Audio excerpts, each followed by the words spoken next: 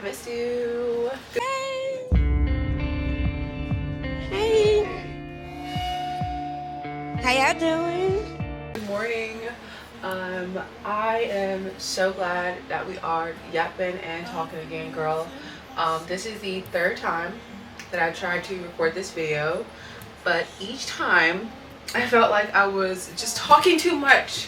When I say talking too much, I think that I mean 100% talking about things. I'm just like, do I want to share this?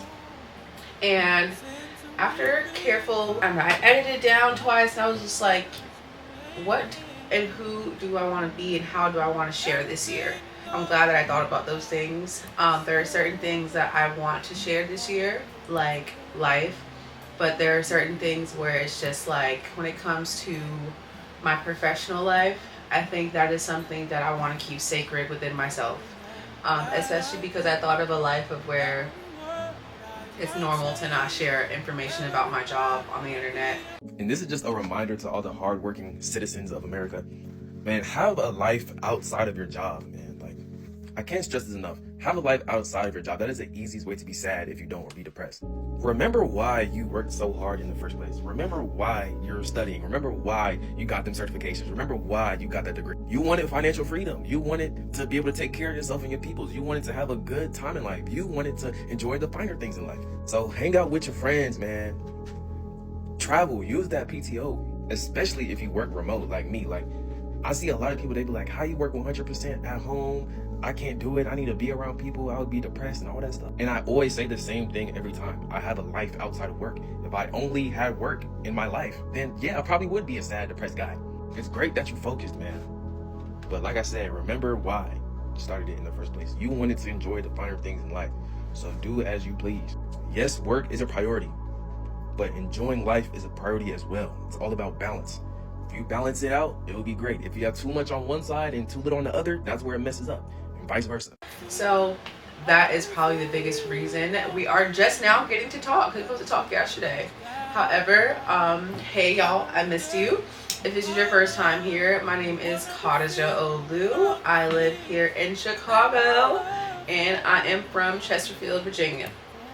How has life been since we last checked in? The last time we checked in was at I believe it was like October or September. Happy September! The CEO of Working Women Studios. Where is my car parked? In Target. Gosh, there's no extra line in here. Let me go get my other line. 1 second. Diet, I'll never get to eat anything fun again. I love the beads. I don't know. I'm gonna hand wash them. Good morning, guys. But since then, I think that I have gotten out of wellness the way I wanted to be in it before. Currently, I'm a part of a wellness collective to where like we provide matchas and other environments. So like if we are working with someone else, we're probably like providing our matchas. But if it's an event that we're running for ourselves, we're doing something like how we have coming up in February, where it's going to be a flower class that we're going to be leading. I feel like right now the city is so oversaturated with Pilates and yoga, which is wonderful. Because it's iconic. And I love to do iconic shit.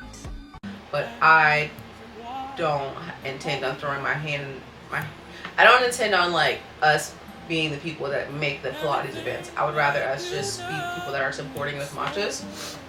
So that has really been great.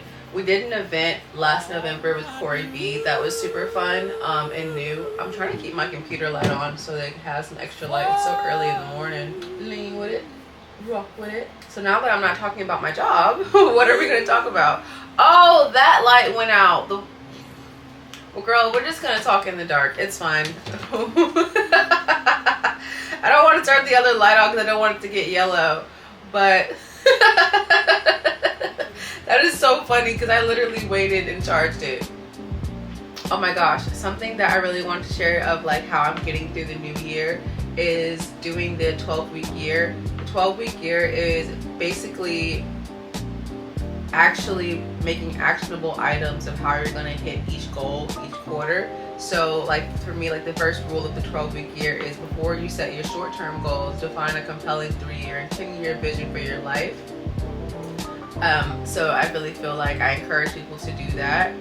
Guys, I'm really finding like now that I've decided that I don't want to talk about my job, I am like, okay, well, what else did we talk about? Well, like, that's the reason why I didn't want to talk about my job on here, is because I want to make sure that my personality is not wrapping around in my title.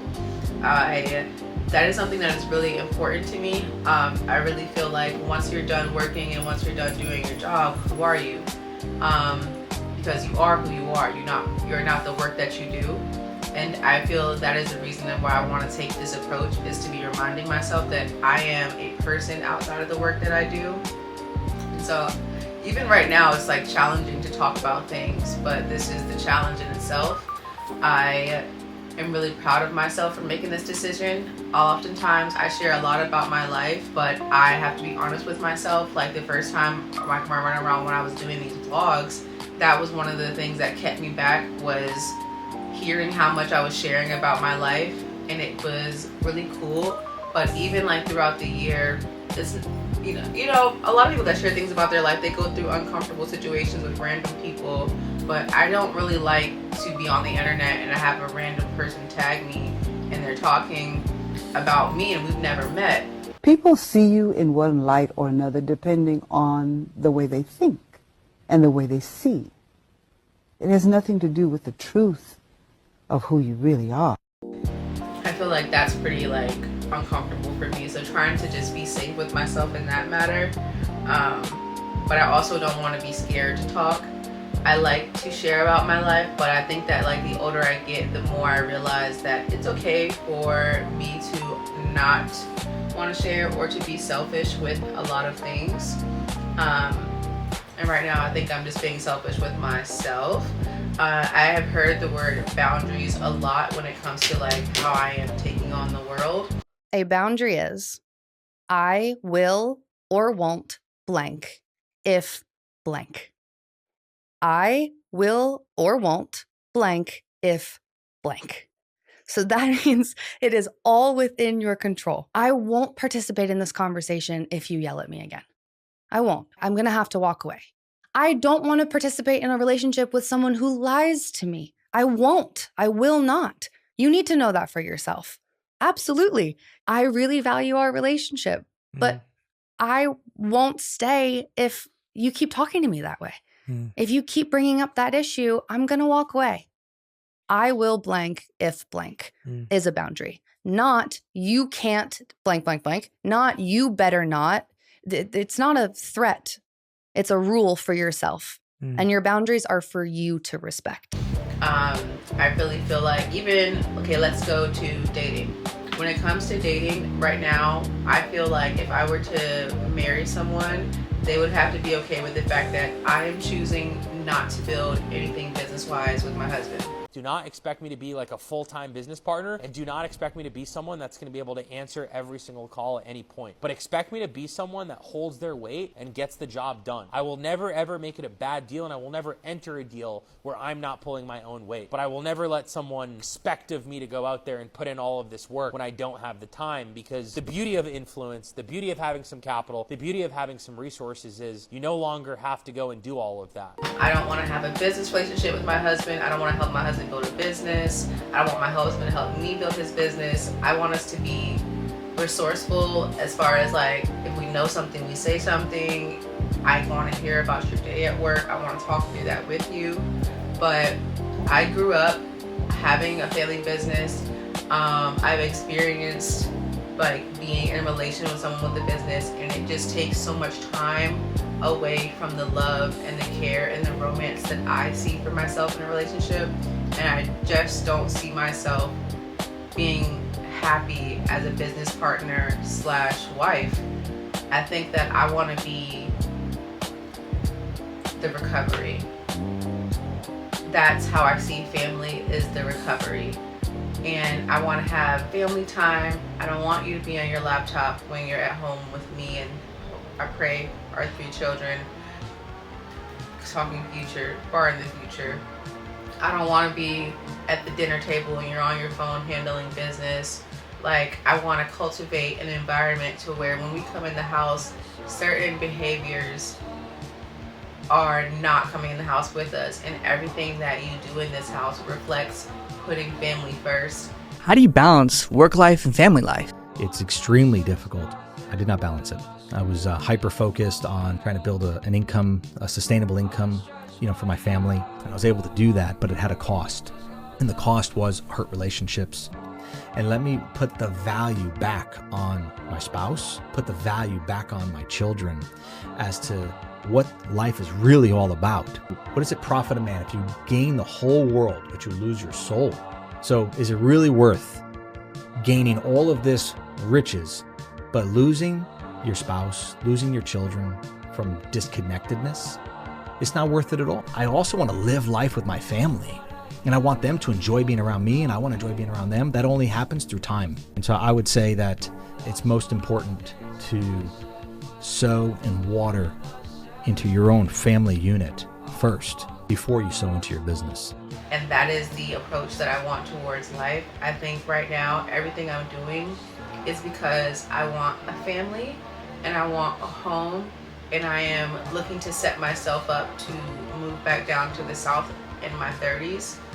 I would like that beautiful Southern life, but I just know that I want a very peaceful life that is not wrapped around so much in work and money.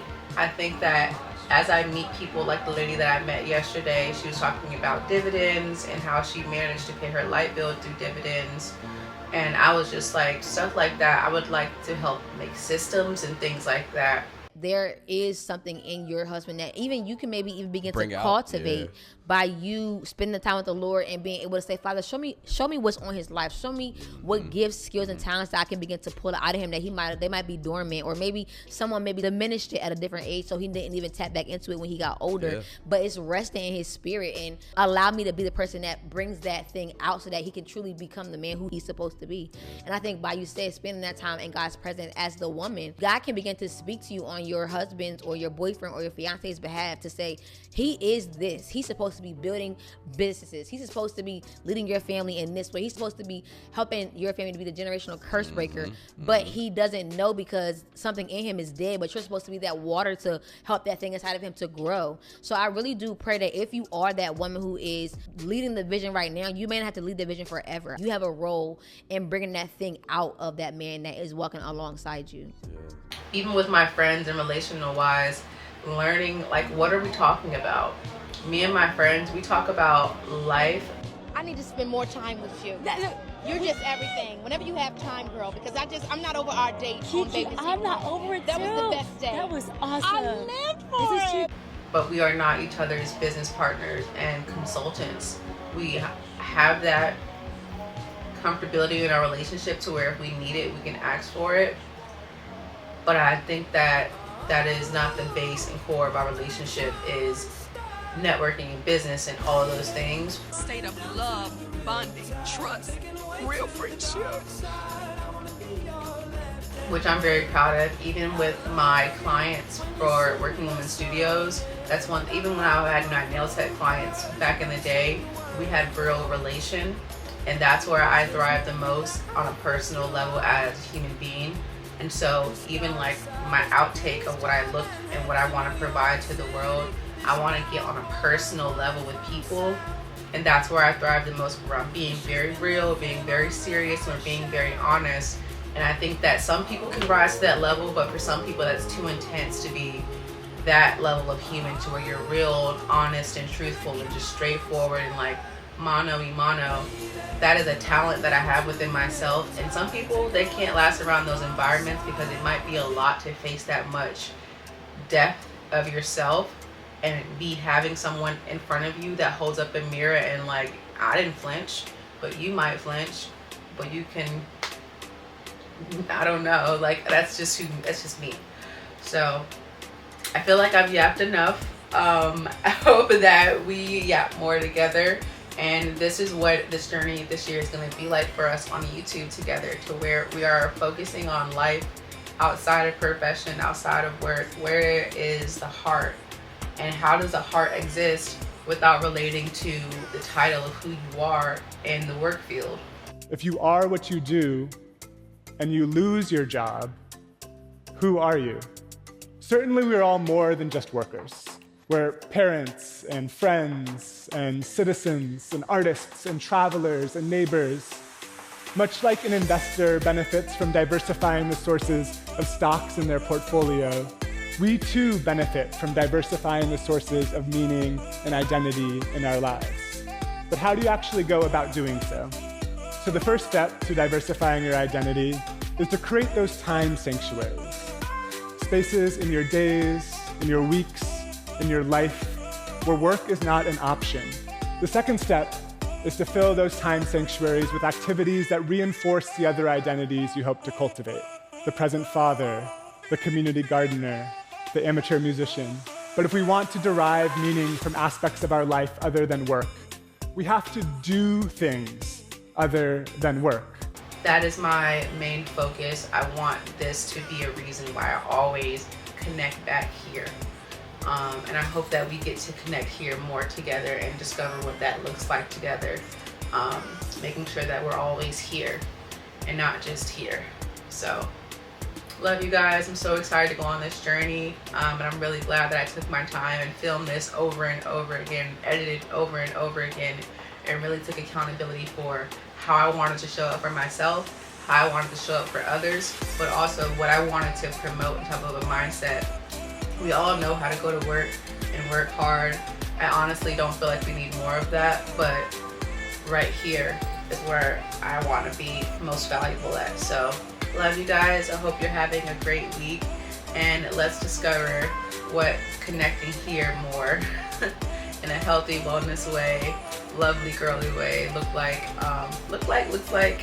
Sometimes I know, like, my broken English, I don't have broken English, but sometimes, and I'm sad. Okay, bye guys. I'll see you in the next one.